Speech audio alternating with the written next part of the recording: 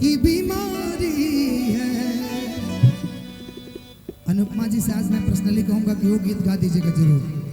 पता है कौन सा?